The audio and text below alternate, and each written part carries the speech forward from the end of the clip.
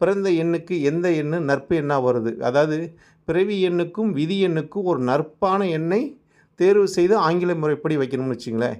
இருந்தாலும் தமிழ் படி நட்சத்திரப்படி அந்த பேர் அவங்க நாம எழுத்துக்கள் முதல் எழுத்து அந்த நட்சத்திரத்துக்கு வருவது மிகப்பெரிய ஒரு சிறப்பு, மிகப்பெரிய ஒரு பலம் அப்படிங்கிறது நம் சாஸ்திரங்கள் சொல்லி வைத்த உண்மைகள். இதை இப்போ நிறைய பேர் இதை கண்டுக்கிறதே இல்லை அப்படிங்கிற ஒரு தன்மை இந்த காலகட்டங்கள் மாறிக்கொண்டு இருக்கிறது. என்னதான் மாறினாலும் அவங்களோட நட்சத்திரம் மாறப்போகிறது இல்லைங்க.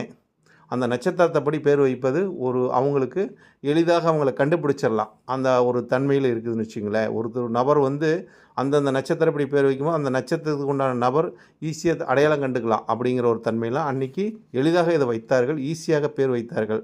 அந்த மாதிரி ஒரு தன்மையெல்லாம் இன்றைய காலகட்டத்தில் இல்லாத போச்சு. அப்போ இந்த பராசர யூடியூப் சேனல் வழியாக ஒவ்வொரு நட்சத்திரத்துக்கும் அந்த பேர் அமைச்சு கொடுப்பது எப்படி அமைச்சிக்கலாம் அப்படிங்கிறதெல்லாம் இந்த சேனலில் உங்களுக்கு ஒவ்வொரு நட்சத்திரப்படி சொல்லிகிட்டு இருக்கலாம்னு நினைக்கிறேங்க.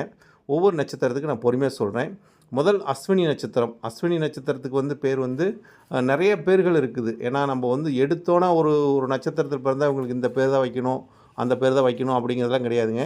அந்தந்த நாம எழுத்துக்கள் முதல் எழுத்துக்களாக வரும்போது நீங்கள் பேர் எப்படி வேணாலும் வச்சுக்கலாம். அந்த நாம எழுத்துக்களில் அந்த 4 பாதங்கள் ஒரு நட்சத்திரத்துக்கு வரும். இப்போ ஒன்றும் இல்லை, ஒரு அஸ்வினி நட்சத்திரத்தில் பிறக்கிறாங்க, அவங்களுக்கு பாருங்கள் இந்த சுங்கிற எழுத்து வருது. சுகுமார், சுகுமாரன், சுவாமி, இந்த மாதிரி சுவாமிநாதன், சுரேஷ் குமார், சுரேஷ் சந்தர், சுரேந்தர், இப்படி நிறைய பேர் வருங்க. இந்த மாதிரி அந்த எழுத்துக்குள்ளே நீங்கள் அது மாதிரி உச்சரித்து அந்த பேரை நீங்களே, ஏன்னா பெற்றோர்களுக்கு தான் தன் பிள்ளைங்களுக்கு எந்த மாதிரி பேரை சூஸ் பண்ணலாம், அவங்களுக்கு எப்படி நம்ம கூப்பிடலாம் அப்படிங்கிற அவங்களுக்கு தான் முதன்மையான ஒரு கடமை. அப்போ இந்த நாம எழுத்துக்கள் மட்டும் நீங்கள் அவங்க பிறந்த நட்சத்திரத்தை படி அந்த நாம எழுத்துக்கள் 4 எழுத்துக்கள், தொடர் எழுத்துக்கள் 2 எழுத்துக்கள் வரும். அந்த நட்சத்திரப்படி நீங்கள் அதை குறிச்சிக்கிட்டுங்க. அதுலேருந்து அந்த குழந்தைக்கு உண்டான பேரை நீங்கள் வைங்க.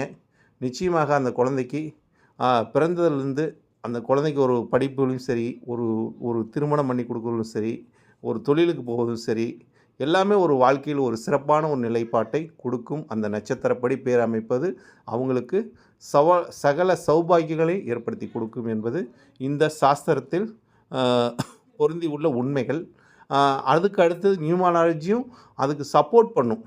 அதுதான் ஜெயிக்கும்னு நம்ம சொல்ல முடியாதுங்க. நாம நட்சத்திர எழுத்துக்கள் ஜெயிக்கும், நியூமராலஜி சப்போர்ட் பண்ணும் அப்படிங்கிறத அது ஆங்கில முறைப்படி நம்ம தேதியை வச்சு பார்க்கும்போது அதுவும் நமக்கு ஒரு சப்போர்ட் தன்மை. எல்லாமே நமக்கு நல்லா இருக்கும் அப்படின்னு நினச்சி எதை செஞ்சாலும் அது நல்லா இருக்குங்க அப்படிங்கிற ஒரு நல்லதை நம்ம எடுத்து செய்யும்போது, ஏன்னா ஒவ்வொரு குழந்தைங்களுக்கும் பேர்